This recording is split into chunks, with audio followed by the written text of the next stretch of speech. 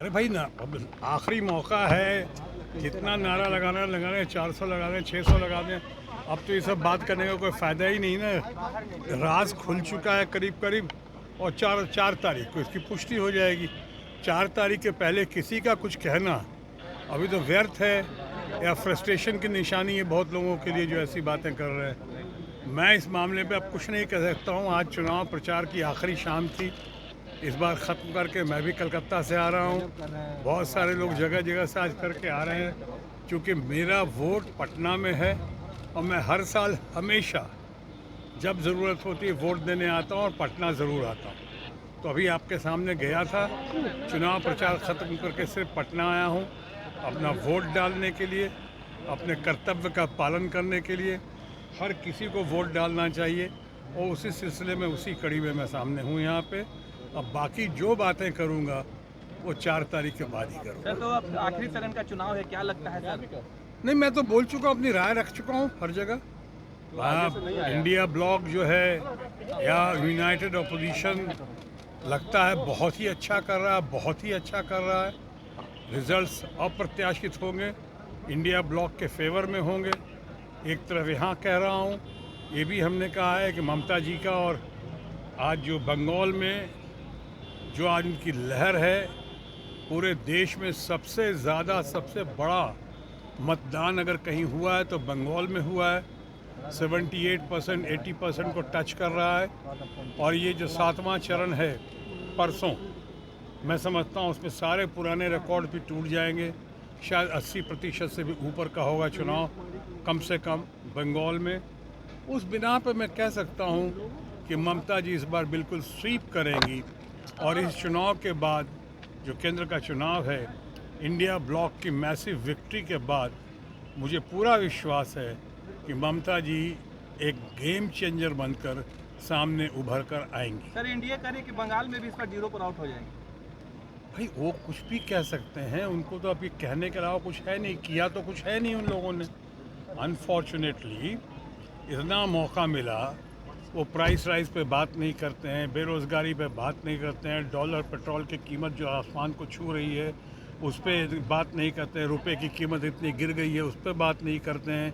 किसानों को कहा था उन्होंने 2022 तक कि आमदनी डबल हो जाएगी, वो नहीं कर पाए। सिंगल आमदनी के भी लाले पड़े हुए हैं, उस पर बात नहीं कर रहे हैं। लोगों को आवास देने की बात की थी, वो नहीं हुआ। सारी गारंटी फेल हो गई। तो हम नई गारंटी लेकर आए हैं सामने, जिस पे आज कोई विश्वास नहीं कर रहा है। इसलिए कि मेरे मित्र जो है आज भारतीय जनता पार्टी और एनडीए की, वो अपनी पूरी विश्वसनीयता खो चुके हैं, क्रेडिबिलिटी खो चुके हैं। तो लोग कोई विश्वास नहीं कर रहा। पुरानी एक गारंटी पूरी हुई नहीं और नई गारंटी लेकर आप सामने आ रहे हैं, किसको मूर्ख बनाने की कोशिश कर रहे हैं। तो ये लोग देख रहे, इसलिए अब उनके पास जब करने को कुछ नहीं बचा है तो कहने को कहे जा रहे हैं। और ख़ासकर अब की घड़ी में वो लोगों को भ्रमित करने की कोशिश कर रहे हैं। कुछ उनकी कथनी और करनी में बहुत अंतर है, और ये साफ दिखाई पड़ रहा है। और मुझे लगता है इसका खामियाजा जो है, इसका नतीजा जो है, उनको भुगतना पड़ेगा 4 तारीख को। कुमारी जा रहे हैं ध्यान करने के लिए। देखिए, ये सब जो भी है, ध्यान करने में कोई हद नहीं है। मेडिटेशन उन्होंने पहले भी किया था, लेकिन पहले और अब में ये अंतर है कि उन्होंने उसका पूरा प्रचार प्रसार किया था मीडिया के सामने। मैंने भी पहली बार सुना है कोई ध्यान करने जाता है तो मीडिया और कैमरा को साथ लेकर जाता है, ऐसा मैंने पहले कभी नहीं सुना। अब वो करने की कोशिश कर रहे हैं। शायद लोग कोर्ट में जा रहे हैं, इलेक्शन कमीशन के पास जा रहे हैं। देखिए उसका क्या होता है, लेकिन कुछ भी कर लें। अब मैं कहूँगा माननीय प्रधानमंत्री के बारे में, जो हमारे मित्र भी हैं और भारतीय जनता पार्टी और एनडीए के वो शीर्षस्थ नेता भी हैं, मैं उनके बारे में भी यही कह सकता हूँ कि बड़ी देर कर दी मेहरबान आते आते। 10 साल में अगर कुछ किया होता तो ये सब करने की ज़रूरत नहीं पड़ती, इतने सारे हथकंडे अपनाने की ज़रूरत नहीं पड़ती। मैंने अभी अभी कहा कि अपनी विश्वसनीयता खो चुकी है हमारी एनडीए और उनके दोस्त बीजेपी के फ्रेंड्स। सो अब बहुत देर हो चुकी है। 4 को नतीजे सामने हैं। बिहार में तेजस्वी क्या जिस तरह से 291 सभा की है, 251, क्या लगता है 40 सीट पर कितना रंग दिखाएगा तेजस्वी का, या 251? नहीं, तेजस्वी से लोगों को बहुत उम्मीदें हैं। तेजस्वी बहुत अच्छा कर रहे हैं और तेजस्वी ने जो काम किया है, मैं समझता हूँ उसका बहुत अच्छा परिणाम मिलेगा।